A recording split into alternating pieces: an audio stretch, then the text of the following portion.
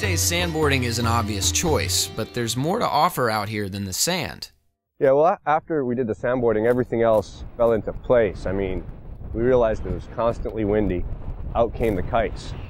And our first big kite expedition, we ordered a kite buggy from Peter Lynn Kites and Buggies in Holland.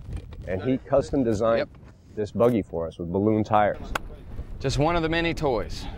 And it's become a standard issue of his ever since. While Shushu is a doctor, he doesn't play one on TV. Brought it out to the Great Sea, started playing around with the kites, and then somebody was at the top of a dune, sat in it, and just took off.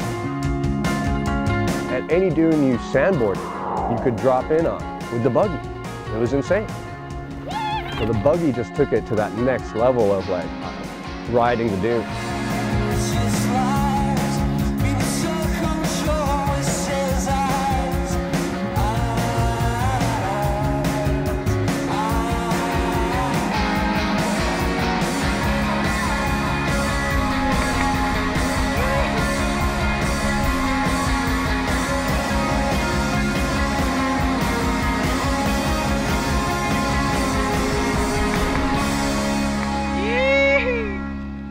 But even out in the desert, there's unexpected options that have surprisingly never been utilized.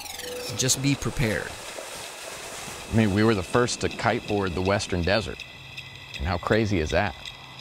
Well, Chiata is a very special lake. I mean, it's really out there in the middle of nothing. There is nothing there. It's just dunes and rocks, and then you suddenly end up on seeing this incredible, beautiful lake in the middle of the desert, surrounded by palm trees and vegetations and birds, and it's really, really beautiful.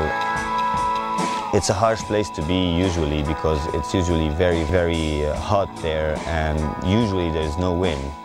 We're at the whim of basically, you know, weather conditions, and we got a few hours ahead, maybe, and it could change. So I think everything was, you know, in the right place at the right time, with the right guys, and it happened.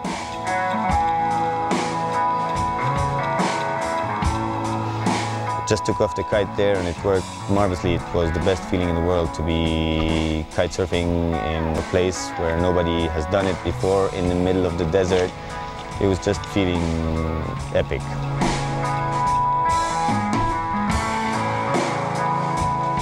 I saw it on TV and it just blew my mind completely.